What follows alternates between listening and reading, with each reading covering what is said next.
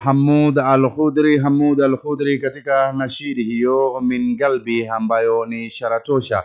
Ni siku ya Alhamis na ni awamu ya saa 5, msikilizaji, katika kipindi biashara na ajira. Kila Jumanne na Alhamis inapowadia mwendo wa saa 5, basi anga hizi utawaliwa naye Hamoud Al-Khudri katika nashiri hiyo min galbi, ambayo anatuashiria tosha ya kwamba kipindi hewani ni biashara na ajira. Basi karibu sana msikilizaji kwa mlahaka uliomwema, roho safi na moyo ule mkunjufu. Kipindi biashara na ajira, makala ya Alhamis, ni Alhamis ya awali hii ya mwezi wa Dhulhijja kwa wale ama kwa mujibu wa muandamo wa humu nchini na Afrika ya Mashariki, na ni tarehe 2 ya Dhulhijja kwa mujibu wa muandamo wa kimataifa au nchi ya Saudi Arabia, na sawia na tarehe 28 Mei 2025 katika biashara na ajira. Kama ilivyo ada na desturi, mtu mzima Omar Abudi nipo hapa kuhakikisha mambo yameenda mazima. Pamoja na mami ninahodha mwenza Simbajike Baharia. Assalamu alaikum warahmatullahi wabarakatuh. Ramla Abdi Ahmed hapa. Mpenzi msikilizaji, karibu kwenye kipindi biashara na ajira. Hii ikiwa ni sehemu pekee unayopata taarifa muhimu, maarifa ya kiuchumi, fursa za ajira na habari za soko moja kwa moja kutoka Kenya na kwingineko. Bila shaka hii ni kipindi ambayo mara nyingi hukupa viwango vya kubadilisha sarafu kwa wakati halisi, bei za bidhaa sokoni kote nchini, nafasi mpya za ajira kutoka kwa sekta za umma na binafsi, ushauri wa kitaalamu juu ya ujasiri mali na kukuza biashara, na pia vile vile hadithi za mafanikio kutoka kwa wafanyabiashara wa Kenya, ikiwa ni kitengo cha biashara biasharani. Karibu sana mpenzi msikilizaji popote pale ulipo, manake ni mengi ambayo tumekuandalia siku ya leo.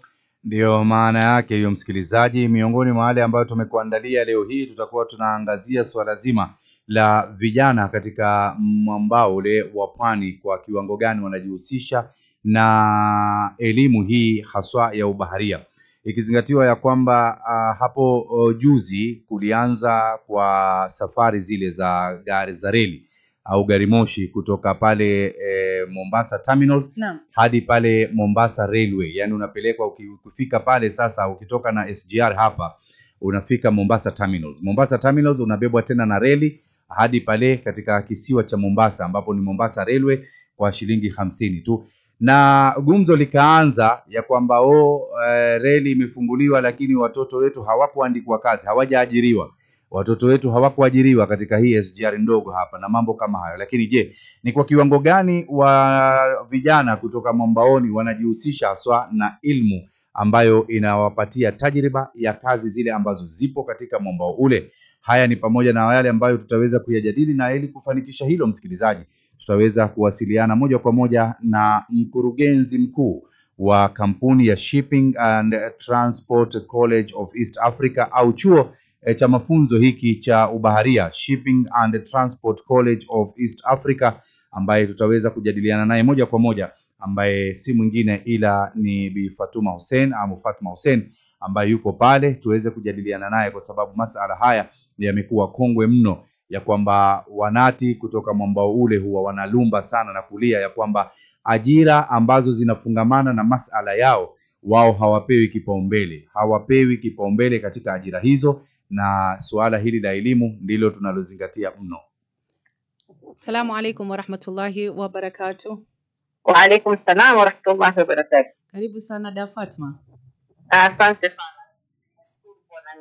Karibu sana Fatma Hussein katika kipindi biashara na ajira, katika kitengo cha biashara biasharani, moja kwa moja tukiwa tunapata mahojiano kutoka katika afisi za Shipping and Transport College of East Africa mjini Mombasa. Asanteni sana, nimefurahi kuwa hapa. Mimi naitwa Omar Abud. Na mimi naitwa Fatma Hussein. Naam, na kuanza tu katika mahojiano yetu, hivi juzi reli au shirika la reli nchini SGR walioanzisha usafiri wa kutoka pale Mombasa Terminals hadi katika kisiwa cha Mombasa, lakini tuliona wakaazi pamoja na baadhi ya viongozi wakilalamika sana kuhusiana na ajira, wakisema watoto wa Mombasa au wa pwani hawakuajiriwa katika kazi ile ambayo ni kazi imeongezeka ya usafiri ule wa SGR. Lakini pia wanalumba sana kuhusiana na nafasi za ajira pale KPA katika bandari ya Kenya.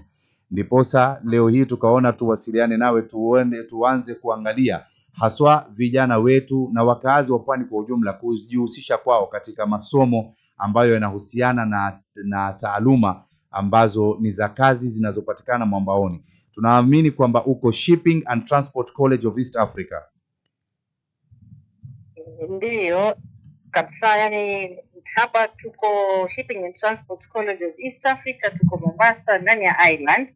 Na kweli masomo tunaofundisha sisi hapa ni ya kila kitu kuhusiana na usafiri. Kwenye ndege, kwenye meli, kwenye kila mahali, yani hata hiyo reli, manake tuko na courses tofauti. Na ndio umezungumzia kuhusu swala la kwamba watoto wetu hawakupata ajira, lakini pia tuwe kidogo wa kweli, kwa sababu zile ajira watoto wetu walitafuta zile kazi. Sababu tukiangalia mara nyingi zile ajira zikitoka, watoto wetu wanaikwa kando kwa sababu moja, hawakuwa apply zile kazi. Pili, walikwenda lakini hawana stakabadhi zinazohitajika. Ndio maana sisi kama Shipping and Transport College of East Africa tukaamua kwamba hii college iko hapa, ndio tunataka sasa tufanye hivi, tuhamasishe watu wajue kwamba hizi kazi zipo, lakini huwezi kupata kazi hata kama ni yako, ya ndugu yako, ya babako, huna ujuzi, ile kazi itafanyika vipi? Ndio tunawaambia vijana wetu waje hapa tusome, wapate papers, ndio kisha wasipewa zile kazi. Sisi pia kama wazazi wao tutakwenda tuseme watoto wetu wamesoma, watoto wetu wako na hivi, mbona hamuwachukui? Na kuwa na nguvu na sisi ya kuzungumza. Fatma, tunataka tathmini kwa kiwango gani haswa wanaokuja kujisajili katika haya masomo katika chuo hiko cha Shipping and Transport College of East Africa, ukilinganisha wale wanati na wale ambao wanatoka katika sehemu nyingine za Kenya? Wallahi masikitiko, kwa sababu kwa sasa hivi ndio naweza nikasema 90% wa kutoka nje na watu watoka paka bara. Hapa vijana wetu pengine kama 10% ndio wa kutoka hapa kwetu, ambao ni jambo la kusikitisha. Chuo chetu wenyewe, watu wengine ndio wakawa watafaidika zaidi kutuliko sisi wenyewe wanati. Kwa ufupi tu, labda kukurudisha tu nyuma kwa kiwango fulani, Fatma, je, unaweza kutuelezea tu kwa ufupi historia ya chuo cha Shipping and Transport College of East Africa ili iwe faida pia kwa msikilizaji? Shipping and Transport College of East Africa ilianzishwa mwaka 2014 na founder Bwana Mansour Ahmed Mohamed, ambaye akona experience he has mpaka masters in the shipping industry. Amefanya kazi na mambo ya meli, port, yani he has a vast experience kwenye mambo haya ya shipping. Tunafanya courses kama lifeguard. We are the only institution hapa Mombasa ambayo ni training center ya Kenya Life Saving Federation. Tumesign MOU na kampuni inayojiita Ellison Institute. Ya pia lifeguard is an international one from the US. We are the only certified ones again hapa Mombasa. Alafu tunafanya ICS courses ambayo ni Institute of Chartered Ship Brokers from the UK. From certificate mpaka professional qualification, ambao professional qualification ni sawa na mtu mwenye degree. Hii ICS course kwanza, hii ndio course ambayo kwamba ina mambo mengi sana ya kazi za blue economy. Ambao tena unaanza kuanzia certificate mpaka kiwango utakapokuweza, kama utaweza Mungu akujafanya certificate, uende diploma, advanced diploma. Ukifanya peak hiyo professional qualification kama degree, hakuna poti yoyote wacha ya hapa Mombasa, ya dunia nzima utakayokwenda ukose kazi. Naam. Alafu tunafanya pia cabin crew courses. Tunafanya service courses za waiters, F&B, ambao pia hizo ndio kazi zingine watu wamepewa hapo railways. Lakini watoto wetu wameachwa nyuma. Kwa sababu umegusia swala la ushirikiano na mashirika ya kimataifa, Nauliza, mna ushirikiano na mashirika ya kimataifa au kampuni za meli ili kusaidia hawa wanafunzi kupata ajira baada ya kufuzu? Sasa hivi tuko katika, yani iko in progress. Tunataka kusign with the progress to sign MOU na kampuni ambayo inachukua hawa vijana kwenye cruise ships, kwa sababu watoto wengi wanaenda kwenye cruise ships. So sasa tunataka, tuko kwenye process kwamba inshallah ikifanikiwa to sign na wao kwamba hawa watoto wakisha kufanya lifeguard, washafanya STC, hizo courses, then at least tuwe kwamba tutawapatia guarantee ya job placement ya mahali kama pale. Maanake hizi cruise ship zikija zinachukua watu karibu 300 500. Ukiangalia wengi sio wa huko. Naam. Na chuo hiki kinajihusisha vipi na maendeleo ya kijamii ya maeneo ya pwani? Hapa sisi tulipo kama sasa hivi tunapozungumza, tunashirikiana na County Government of Mombasa na baadhi ya MP kwenye hizi naitwa nini, skills mitaani. Wanatupatia wanafunzi wao, tunawapatia training. Kama sasa hivi tuko na wanafunzi wanaofanya lifeguard training. Tumesikia kwamba kuna kazi zilizopatikana Warabuni huko. So tunashirikiana na kila mtu ambaye kwamba tunaweza kumfikia, tunajaribu kadri ya uwezo wetu. Sasa hivi tumeapproach skills mitaani through county government. And alhamdulillah, but although it could be better, but inshallah. Naam, na kama mwenyekiti, hali kihalisia, unaona mustakbali wa sekta ya usafirishaji baharini nchini Kenya ukoje kulingana na wewe? Kulingana na mimi, sekta hii ni kubwa. Sekta hii imeajiri watu wengi ulimwenguni. Iko na nafasi nyingi sana. Ni tu sisi wenyewe hatujaitumia, hatujatap vizuri, tukasema hatujai-explode sawa. Lakini hii ni sekta ambayo kwamba inapatiana ajira kubwa sana hapa nchini na ulimwengu mzima. Naam, kama alivyonitangulia mwenzangu Omar Aboud na kuzungumzia jinsi ambavyo watu pwani huteta wakati ambapo labda wao hawajaweza kupata ajira, wakati ambapo kuna ajira ambazo zinatolewa hivi sasa. Wewe, kulingana na wewe, ni changamoto gani ambayo inawakumba hao vijana ambao iwapo kutokea na kazi ya aina yoyote watapatiwa hizi kazi kwa sababu ya uwezo wao wa kufanya kazi? Mimi naona changamoto kubwa iliyopo hapa kwetu mjini Mombasa ni kwamba vijana wetu sijui kama ni kwamba hawataki mambo ya kusoma ama ni kwamba hawana uwezo wa kujiunga na vyuo wasome.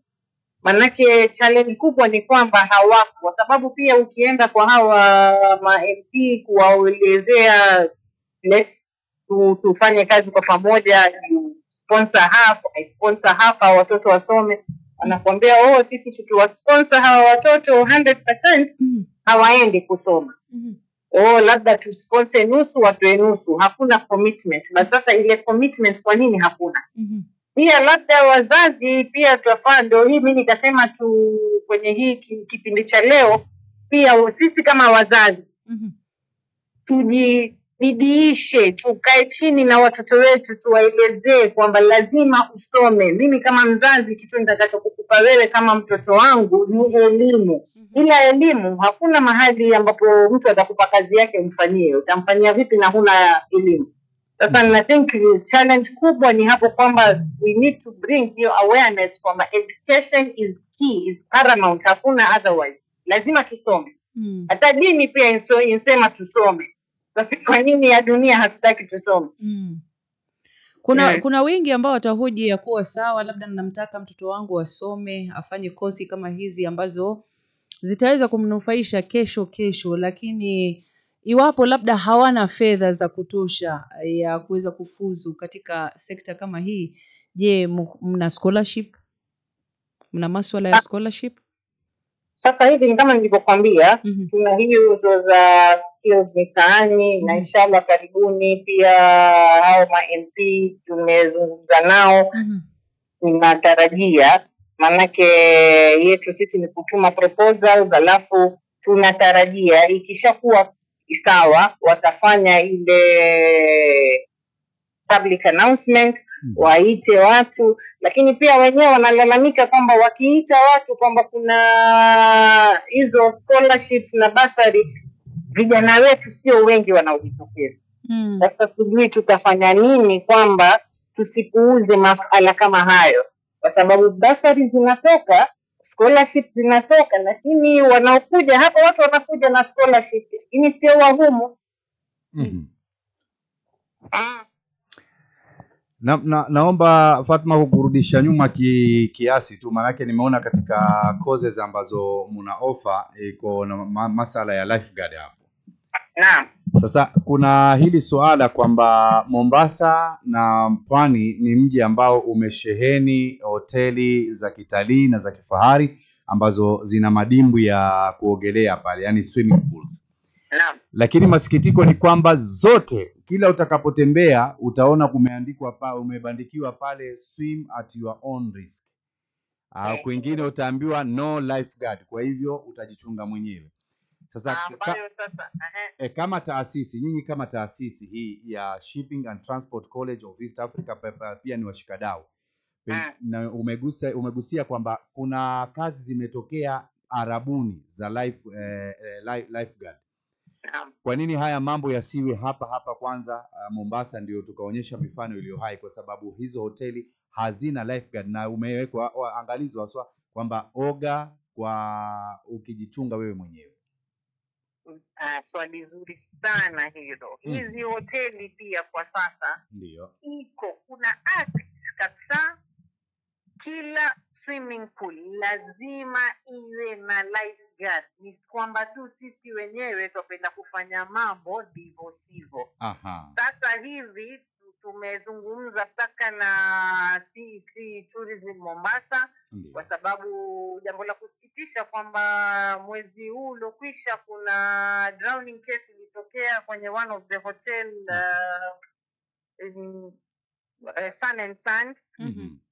Lakini tusingoje mpaka mtu afe ndio tufanye jambo ambalo kwamba lilikuwa latakikana kuanzia mwanzo. Ni sheria kuwe na lifeguard, ni sheria kuwe na lifeguard. Tena ina Kenya Association of Hotel inasema ni sheria kila hoteli iwe na lifeguard. Tena sio mmoja, inategemea size na ile depth ya pool.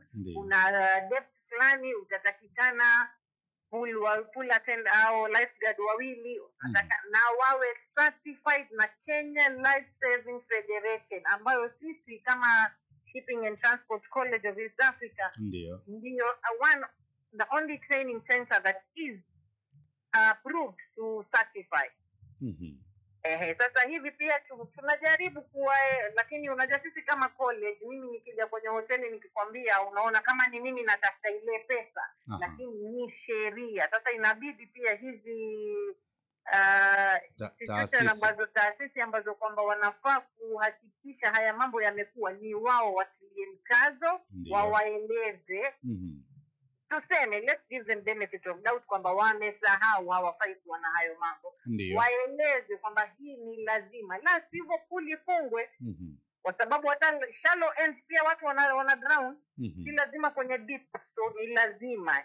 Na tuwezi kukaa sisi pia kama hapa Wapwani tutakuwa tuna mahoteli watu wana drown, wageni watakuja vipi? That means hatuna safety. Tuangalie mambo ya usalama, sio? Ndio. So ni lazima, ni vile tu watu wanajifanya kwamba hawafahamu, lakini wanajua kwamba ni lazima. Sheria. Fatma, kulingana na historia ambayo tumeizoea sana katika mwambao wa Pwani, kazi ya ubaharia ilikuwa ni kazi yenye thamani kubwa sana. Na hii inadhihirika kutokana na historia ya wazee. Wazee wengi sana walikuwa ni mabaharia, yani sailors. mpaka kukatokea hili neno sailor, watu wakawa wanaitana wasela ama sailor. Ni kutokana na hili suala la hawa wazee ambao walikuwa wako kwenye meli na wanafanya kazi hizi za ubaharia. Na kumbuka hata tukisimuliwa ya kwamba wakati huo, enzi hizo, ukienda ukipeleka posa tu ya mwanao unaulizwa kabisa mwanao ni baharia au ni sela, kwa sababu ndio walikuwa wanathamani sana wakati huo. Kwa ushahidi mwingine, nafikiri 1/3 of our towns huko Mwambaoni imejengwa, miji hiyo ya hizo nyumba zimejengwa na wale mabaharia, kwa sababu yani tunarudia tena, kazi yao ilikuwa ni ya thamani sana. Lakini nini haswa kimetokea mpaka hivi sasa vijana hawathamini hiyo kazi, kiasi ya kwamba hata hii taaluma ambayo ipo hivi sasa na ipo hapo majumbani mwao, lakini bado hawaitilii maanani? Ni wapi hasa kulikoseka?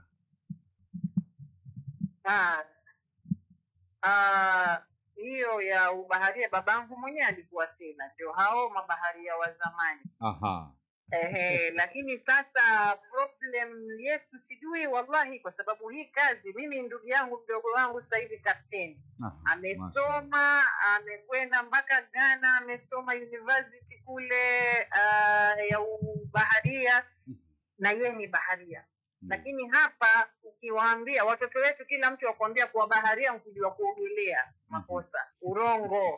Lazima usome, ukishakuogelea alafu unani bwana navuka pale Madubaha, siatosha. Haitoshi shekhe, lazima usome. Sasa ndio hapa ndio twasema tushikaneni sisi sote, tuwaelezea watoto wetu, kwa sababu kama ni kuogelea 90% wanajua kuogelea. Kama kila siku mtu wavuka Madubaha mpaka English Point, huyo ni mtu kwamba all he needs is just the certification. Ndio. Ushaelewa? And afanye na zile courses zingine awe baharia.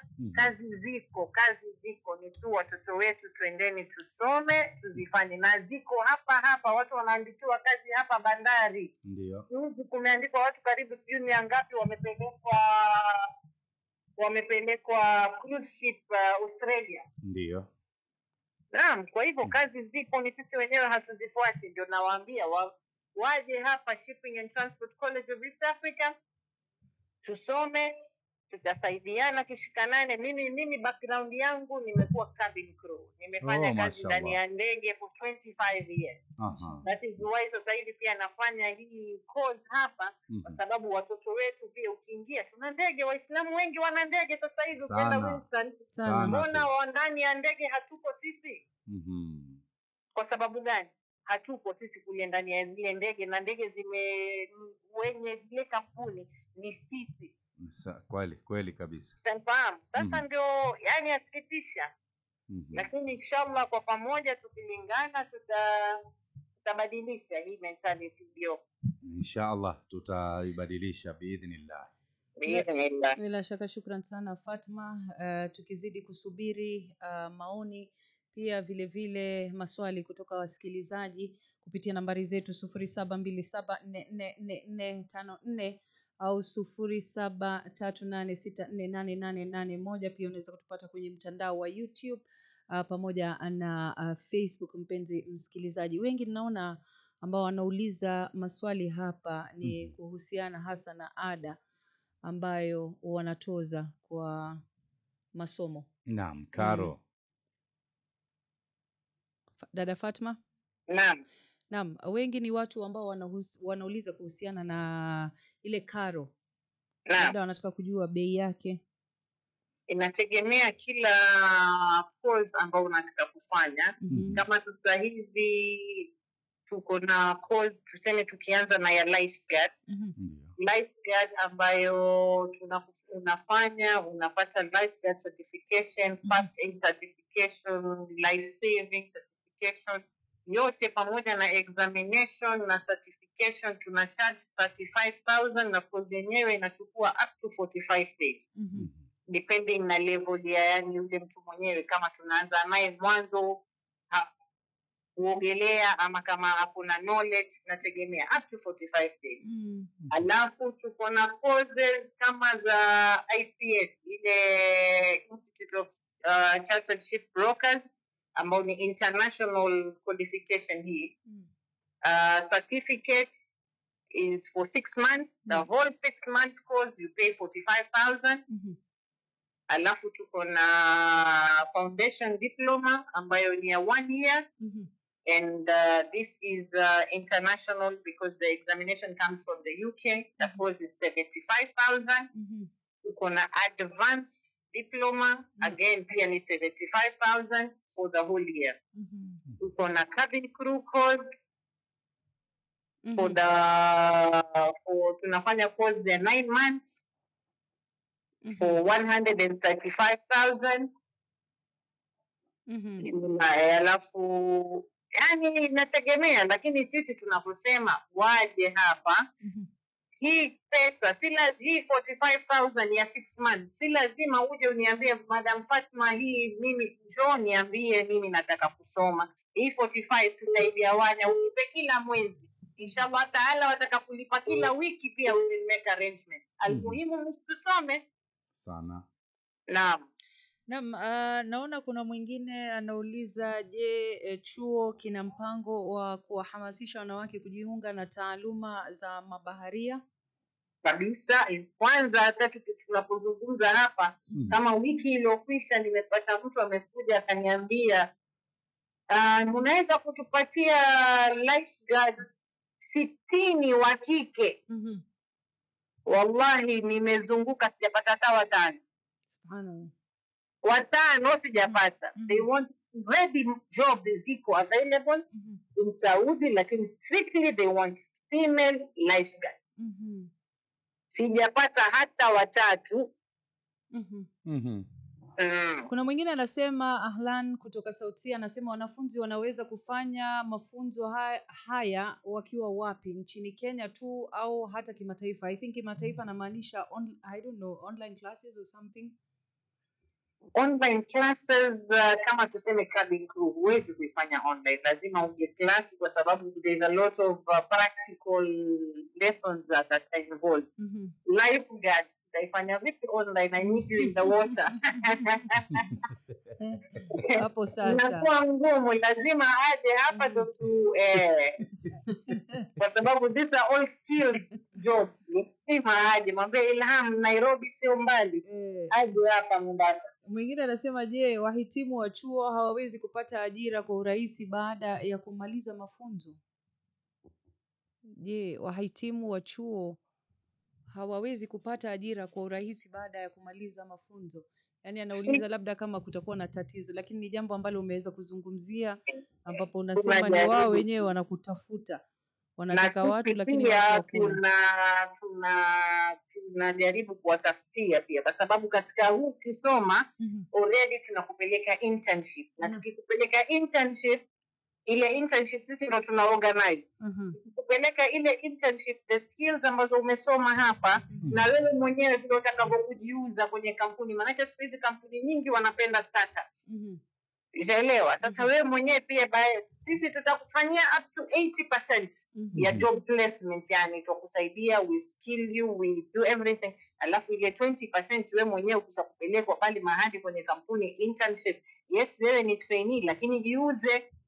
Ndio. Shafahamu. Lazima ujiuze ndio mtu aseme huyu yuko hapa badala ya ende zake, bora ni muandike yeye kazi. Haya, kuna swali jingine hapa. Kuna mwenzetu ametutumia ujumbe anauliza, je, kujiunga na chuo hicho kunahitaji mtu awe amepata kiwango gani katika shule ya upili? Kama lifeguard tunachukua kuanzia D. Alafu even hiyo ICS certificate level, kwanza certificate ni D. Kama mtu kama mtu lakini ana C+ kuendelea, unavuka ile certificate unaanza diploma. Ndio. Shaona so kwa hivyo hakuna mtu ambaye hatoweza kusoma. Kunayo level cabin crew tunachukua kuanzia C-. C- wanachukuliwa cabin crew. Both male and female. So kwa hivyo ni hakuna mtoto ambao kwamba atakuja hapa tuseme hatuna course tuweza tukafanya na wewe. Ndio. Naam. Kuna swala hapa ambalo nilikuwa nalitafakari. Kuna ndugu zetu walamu kule ambao pia wanapambana na changamoto sana katika safari hizi za ama usafiri wa baharini. Pengine muna mipangilio yoyote kama chuo kuweza kutanua mbawa zenu hadi katika maeneo yale? Na pia ukizingatia kwamba pia kuna KPA kule. Kwa sasa sisi tuko hapa tu Mombasa, lakini nia yetu biidhnillah, nia yetu tungependa sana tukave the whole of coast. Ikiwezekana pia tunataka tuingie East Africa, Tanzania, Uganda. But kwanza tunataka tufanye the whole of coast, and coast si ati coast yetu peke yake, hata kule Lake Victoria pia inshallah Mungu akituwezesha. Kila mahali kuliko na maji tunataka tufike. Mashaallah. Je, kwa sasa hawa walioko Lamu pia tuwaambia njooni Mombasa, sio mbali, sote ndugu sisi. Mtu atakosa mahali pa kukaa hapa Mombasa hadi asome. Kweli kabisa. Tunatumai kina Ahlamu wamesikia. Tukimalizia tu kwa sababu ya wakati, je, una ushauri gani kwa vijana wanaotaka kujiunga na taaluma ya mabaharia? Mimi ushauri wangu ni kusema kwa ndugu zangu, watoto wangu, manake mimi ni mtu mzima. Tafadhali ninawaomba njooni, tusomeni, ndio tuache kulia kila siku tukisema sisi tutengwa, sisi hatupendwi, sisi hatupewi makazi. Tusome, tujibidiishe, tusome. Kazi ziko, bahari iko hapa, Mungu ametupa. Hata nani atake haiwezi kuondoka hii bahari. Lau wangekuwa na uwezo wangechukua, lakini kwa sasa haiwezekani, ni yetu, Mungu ametupa bure. Kwa hivyo itufae sisi, tufaidike sisi kama sisi watu wa pwani. Kwa hivyo tafadhalini njooni, tusome, tusaidiane kwa popote pale paliopo. Inshallah tuendelee, tuache hii mambo ya kulalamika sana. By the way Fatma, mnapatikana maeneo gani hapo Mombasa ndio tukija tutembelee inshallah?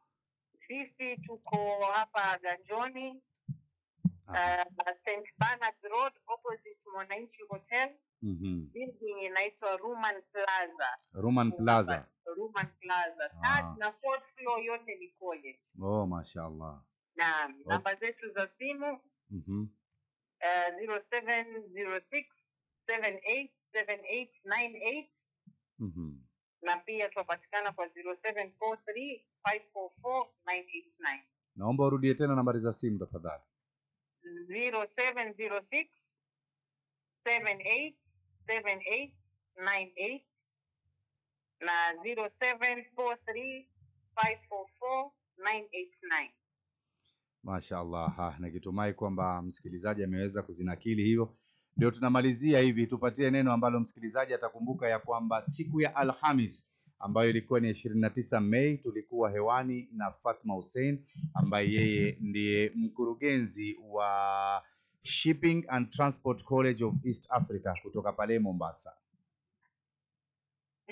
Mimi langu kwa nitakalo kusema, nasema Shipping and Transport College of East Africa ni college yetu sisi wanati, imetengenezwa kwa sababu yetu sisi. Waomba wote wasikilizaji wote waliotusikia na ambao kwamba hawakutusikia, waliotusikia wawaambie wale ambao hawakusikia kwamba kuna college hapa, njooni. Hakuna kitu muhimu kama elimu. Hii ni pia imesema tusome. Kwa hivyo waje hapa, tuko Uganjoni, tusomeni, ndio kisha kwa kitu ni makazi baada tuchasoma. Sasa na sisi ndio tutaoccupy hizo offices zao, tusome. What else do you need? Inshallah. Inshallah. Shukran sana Fatma Hussein kwa wakati wako, na tunatumai siku moja inshallah tutakuwa moja kwa moja tutakuwa tumeungana moja kwa moja na wewe aidha Mombasa ama hapa jijini Nairobi. Karibuni sana, tumefurahi sana kwa kutupatia fursa kama hii. Shukran sana, jaza yenu kwa Allah inshallah. Amina ya Rabbil Alamin. Msikilizaji, tulikuwa naye Fatma Hussein ambaye ni mkurugenzi kutoka chuo kile cha Shipping and Transport College of East Africa kilichoko Mombasa hii leo katika kipindi biashara na ajira kwenye kile kitengo cha biasharani kwa njia ya simu moja kwa moja, na tumeweza kujifunza mengi sana. Watu waende wakasome. Bila shaka Omar Abud, tumejifunza mengi kuhusu haswa maisha ya baharini, changamoto na fursa zilizopo na pia umuhimu wa elimu wa ya mabaharia kwa Aha. vijana wa leo, wa Sana. kike na wa kiume. Mhm. Kwa hiyo fursa iko, ni wewe tu kujituma kama kijana, kama mtoto wa kike pia vile vile, Mhm. kuhakikisha ya kuwa masomo utayapata ili kesho upate ile ajira. Tusisubiri kulia tu kila wakati msikilizaji. Ndio tumetinga tamati ya kipindi biashara na ajira kwa ujumla asubuhi ya Alhamisi hii ya leo. Panapo majaliwa yake Ilahi Manani, inshallah juma lijalo wasaa kama wa leo katika kipindi cha biashara na ajira kama tulivyokuwa nawe hii leo. Tunakuachia usikilizaji mwanana wa vipindi ambavyo vimesalia mchana huu wa leo katika mpango mzima huu wa Iqra FM kwenye stesheni au idhaa hii ambayo ni tofauti kabisa na idhaa nyinginezo. Tuama papo hapo msikilizaji kwa mengine mazuri ambayo umeandaliwa kwenye vipindi vyetu vinavyofuata vya mchana na jioni.